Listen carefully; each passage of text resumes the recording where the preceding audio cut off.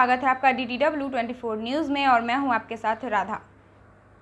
नेपाल के तराई इलाकों में लगातार हो रही बारिश से पूर्वी चंपारण की कई नदियां तबाही मचा रखी थी, लेकिन अब नदियों के जलस्तर में कमी होने के बाद सरकारी तंत्र की लापरवाही सामने आ रही है। बाढ़ के पूर्व जो तैयारी की गई थी उसका पोल खुलने लगा है। तबाही मचाने वाली नदियों में पसाह, मरधर, बंगरी सहित कई नदियां शामिल है। हालांकि बाढ़ ने जब तांडव में कई लोगों को बेघर कर दिया है और किसानों के फसलों को नष्ट कर दिया है, तो अब सरकार के बाबू और जनप्रतिनिधि मौके पर पहुंचने लगे हैं। अब हम जिस नदी का तस्वीर आपको दिखा रहे हैं, उस नदी का आकार भले ही छोटा दिख रहा हो, पर बीते दिनों आए बाढ़ में इसका रूप विकराल दिख रहा था। नेपाल से निकली यह पसाह नदी है जो किसानों के खेत को चीरते हुए गुजरी है और आगे बूढ़ी गंडक में समाहित हो गई है।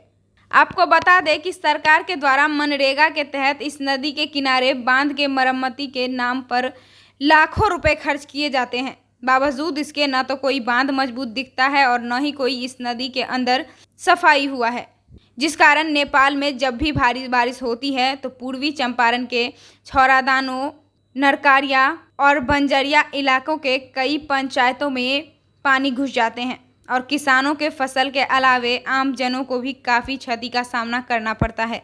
बाढ़ के ज़माने के बाद में अब ग्रामीण सहयोगों से गांव अगल बगल के लोगों के द्वारा इसको हम लोग सफाई कर रहे हैं, ताकि लोगों का फसल हजारों एकड़ ज़मीन इससे प्रभावित हो रहा है, लोग तबाह हो रहे हैं। सरकार कोई मदद नहीं कर रही है। ग्रामीण सहयोग से ये JCB वगैरह बांध, बांस, बाली काट कर हम लोग अपने सहयोग से काम कर रहे हैं। वहीं इस मामले को लेकर स्थानीय विधायक डॉक्टर शमीम अहमद ने बार बार सरकार के सामने समस्या रखा, पर इस काम के लिए आगे की कोई भी कार्रवाई नहीं की गई और विधायक के आह्वान पर जब ग्रामीण के सहयोग से लोग आगे बढ़े तो पीछे से जल निस्सरण प्रमंडल की टीम भी पसाह नदी के टूटे बांध पर पहुंची। फिर स्थानीय लोगों और विभाग के सहयोग से बांध के मरम्मत का कार्य शुरू हो गया है। हालांकि इस काम में लोगों के हौसले को जोर देने मौके पर स्थानीय राजद विधायक डॉक्टर शमीम अहमद भी पहुंचे और सरकार से इस इलाके को पूर्ण रूप से बाढ़ प्रभावित इलाका घोषित करते हुए राहत पैकेज की मांग की। आज ये पसाह नदी जहाँ पे बांध टूटा हुआ है, ये विभागीय गलती से आदापुर से मरधर नदी और पसाह नदी को ला करके इस नए पसाह में जोड़ दिया गया।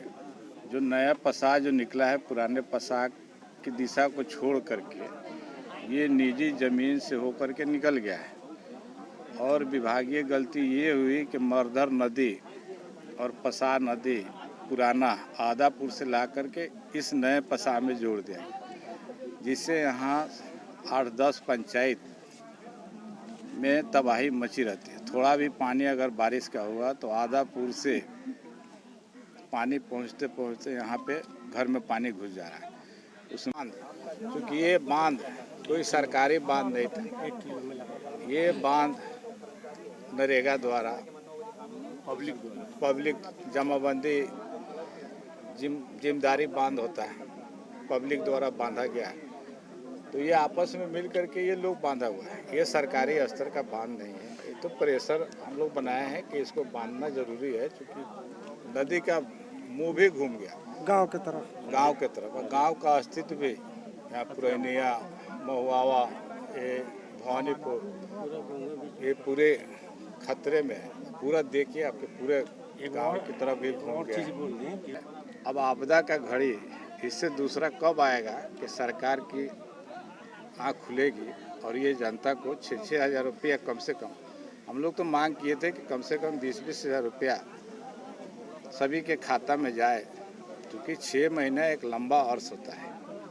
तो ये 6 महीना अभी कोई तय नहीं है कि ये कोरोना महामारी कितने दिनों तक जाएगी। मैं चाहूँगा कि सरकार जल्द से जल्द आपदा विभाग का जो फंड है उसको बढ़ाते हुए छौड़ादानो प्रखंड को भी पूर्ण रूपेण घोषित करके सभी के खाते में 6-6 हज़ार रुपया और फसल क्षति देने का कार्य करें।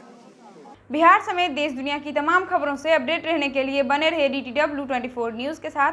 अगर आप हमारी इस न्यूज़ को फेसबुक पे देख रहे हैं तो हमारे पेज को लाइक करें, यूट्यूब पे देख रहे हैं तो हमारे चैनल को सब्सक्राइब करें और बेल आइकॉन जरूर प्रेस करें ताकि हर खबर सबसे पहले पहुंचे आप तक।